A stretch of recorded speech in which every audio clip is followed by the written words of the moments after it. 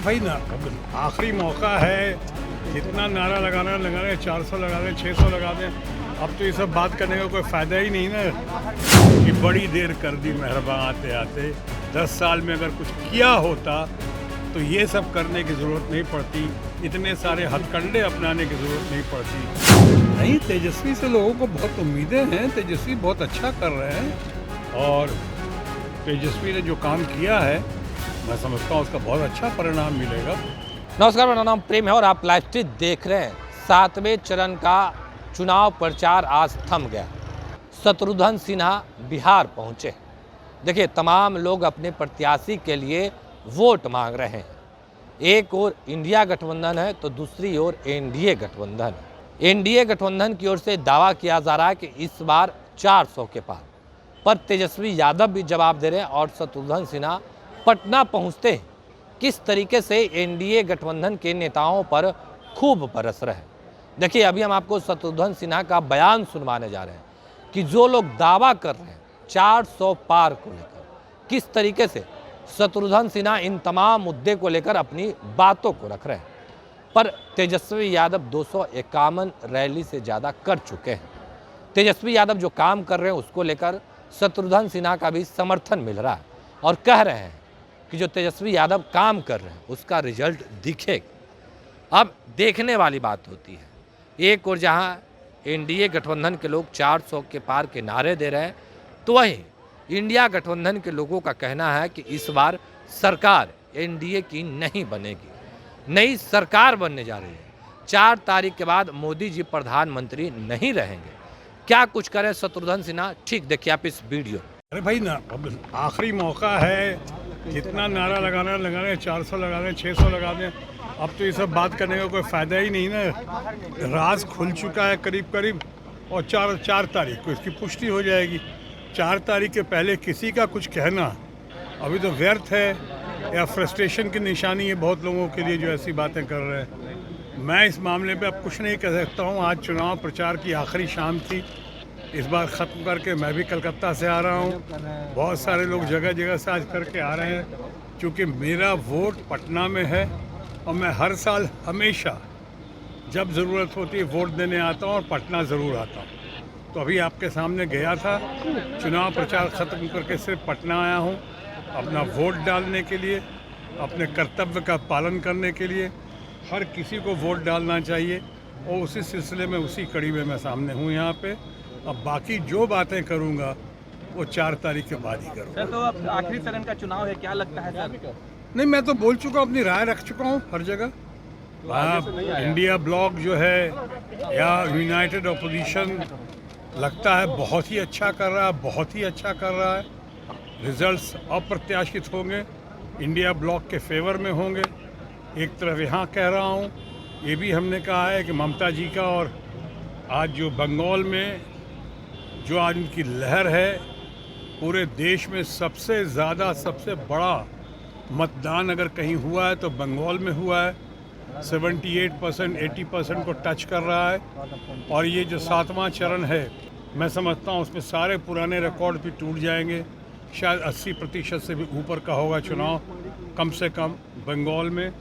उस बिना पर मैं कह सकता हूँ कि ममता जी इस बार बिल्कुल स्वीप करेंगी और इस चुनाव के बाद जो केंद्र का चुनाव है, इंडिया ब्लॉक की मैसिव विक्ट्री के बाद मुझे पूरा विश्वास है कि ममता जी एक गेम चेंजर बनकर सामने उभर कर आएंगी। सर, इंडिया करे कि बंगाल में भी इस पर 0 पर आउट हो जाएंगे?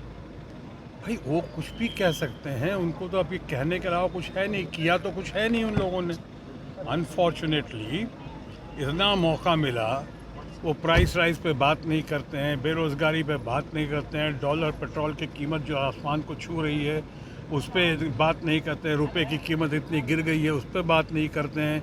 किसानों को कहा था उन्होंने 2022 तक कि आमदनी डबल हो जाएगी, वो नहीं कर पाए।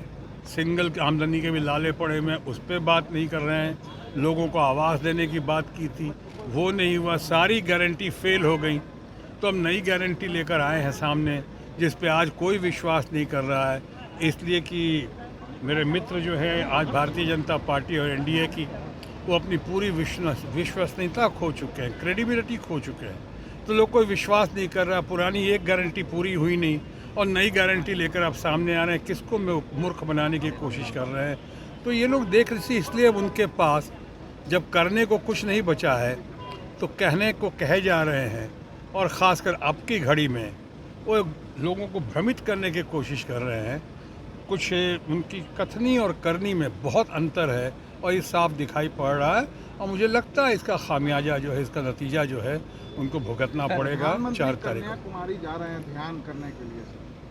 देखिए ये सब जो भी है, ध्यान करने में कोई हद नहीं है। मेडिटेशन उन्होंने पहले भी किया था, लेकिन पहले और अब में ये अंतर है कि उन्होंने उसका पूरा प्रचार प्रसार किया था मीडिया के सामने। मैंने भी पहली बार सुना है कोई ध्यान करने जाता है तो मीडिया और कैमरा को साथ लेकर जाता है, ऐसा मैंने पहले कभी नहीं सुना।